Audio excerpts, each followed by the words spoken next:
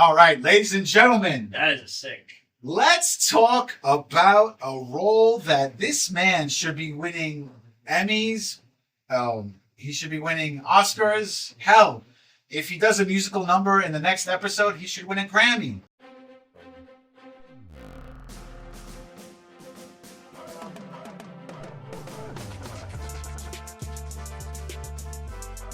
I believe that Colin Farrell Yeah.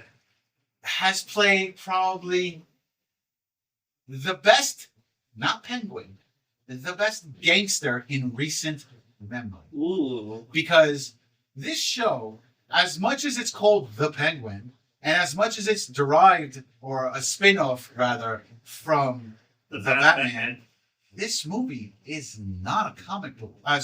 This show is not a comic book show. It is straight up The Sopranos times 10. Add in Goodfellas, subtract the stupid parts of all of those shows and movies, and now you got this killer TV show on Max. The series premiere, and I still gotta, at the time of this recording, I still gotta watch the second episode. That premiere, that first episode was so freaking good. Yeah. Like, you forget that it's attached to a quote-unquote superhero world or Batman role. I think you just mentioned Batman in one passing, but it picked up right where the movie ended. Right. You see the struggle. And I believe they also mentioned the Riddler on passing. In passing. Yeah. You see, he has this tough exterior to cover up his insecurities because Albert Falcone, they were talking, just making fun of him, and without hesitation, Oz just takes out a gun, shoots him dead. Now, what do you think of the shortening of his knee for the show? Instead of Oswald Cobblepot. Oswald Cobblepot, yeah. It says I like it because it makes it more realistic. It makes it where it's not a comic book TV show. It makes it look like, hey, if my name was Oswald, I don't want people to walk around calling me Oswald. I'd rather Oz or Ozzy, right? Right. So it gave it more like a down-to-earth feel. Like you're one-on-one with the Penguin. It's interesting. Coming off of the Batman, Colin Farrell was not contracted to come back. He didn't have to come back and do this, but they convinced him, he signed on. But the fact to go through the hell of putting on that suit, all that makeup. Well, yeah, he was saying that he's in it for like 6 hours. Crazy. That's insane. So let's go down the list of Big list. characters, actors in the show, right? So I won't go too far because I know you haven't seen episode 2, but everyone else probably hasn't seen episode 1 or 2, or they saw 1 and they want to reminisce a little bit. No spoilers, but what did you think about Clancy Brown? I mean, that one scene, it was just one scene in the first episode, but he always has such a presence with anything he does. I thought he was really good in that role with Penguin. I can't wait to see more of him. But that's if he's playing one of the most infamous mobsters in the Batman comics. Yep. I think that's a great casting. All right. No, I agree. Like there is nothing that Clancy Brown can do that would make you think that he's not terrifying. He's a guy who's just sitting in prison and he's just sitting there talking to you. He'd probably shit your pants. But what about Kristen Milioti, who plays Sophia Falcone? She was excellent, like nailing that That's psychotic. They're playing up her character's serial killer history. right. I still can't believe it's the same character that was the mother in How I Met Your Mother in one of the most famous sitcoms. Where now she's in a serious, dramatic role, and she's, she suspects that Oz killed her brother. However, she needs proof. She's diabolical. She's cutting. I think the actress was quoted in an interview that she wants her character, if her character survives the show, she wants a confrontation with Batman.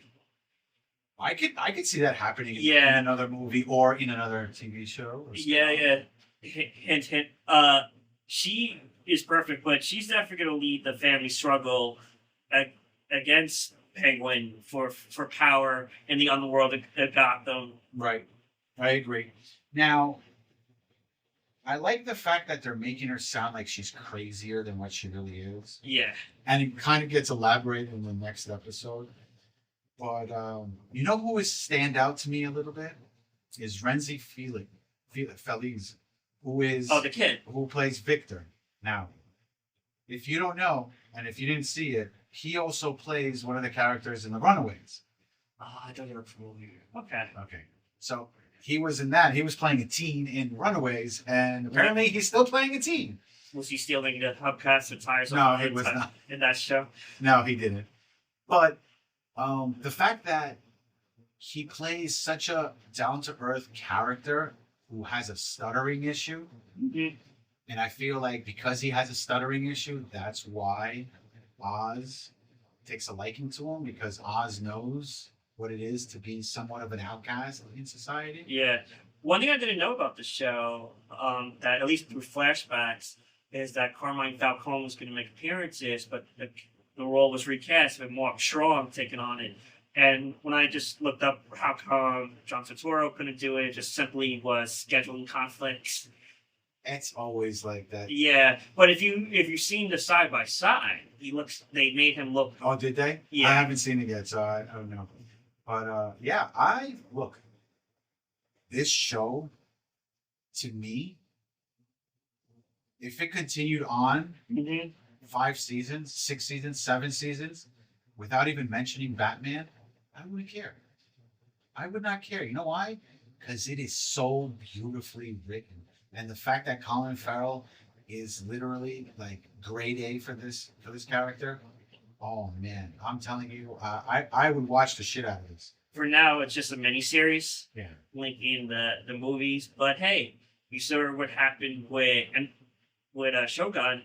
It was supposed to be a limited series, but now that did so well that it got renewed for more seasons. But this is more connected to a movie franchise, so we're gonna have to see what happens. If this leads straight into the Batman 2, and then grant a second season that takes place right after. I didn't read this anywhere, just speculating. However, this show's off to a good start. Very good start. Now, I have a question for you. Do you have anything that you hate about this show? Ooh. That's Very hard, right? I'll tell you what I hate about it. What's that? I hate the fact. Now, keep in mind, I am a proponent on weekly episodes, but I hate the fact that I have to wait every week to watch this episode. That's the only thing. Okay, I thought of something. To piggyback off of you, that the premiere was on Thursday, and then you went back to Sunday. But I realized this is an HBO show, right? And the history of HBO show, Sopranos, Game of Thrones, everything is on Sunday. Everything's on Sunday. So I don't know why they couldn't just do a Sunday premiere, but I feel like Thursday would have been perfect spot, like the premiere episode was. But it is what it is. But that's my one issue with the show. You want to hear a conspiracy theory? Shoot. So I feel like the conspiracy theory here is the fact that the reason why Warner Brothers said, hey, we'll put this out on Thursday, is so they could take the shine off of the show that came out the day before, which was Agatha All Alone. It was almost like a slap to the face, like, Marvel, hey, this is your show? Let me show you what I can do. There's some truth in that, but I feel like, you're not wrong, because it came out the next night. That's it. It came out 24 hours later.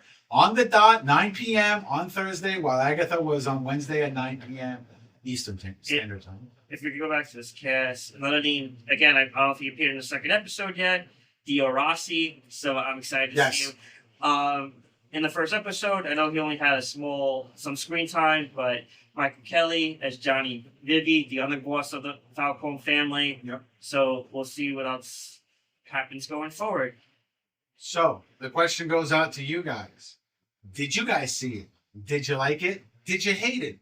Are you a comic book fan and watched this show and said, hey, there's nothing comic book about this? Or are you a fan because you watched this and said, hey, this has nothing to do with comic books and I'm in for it. I love it. Let us know in the comment section down below.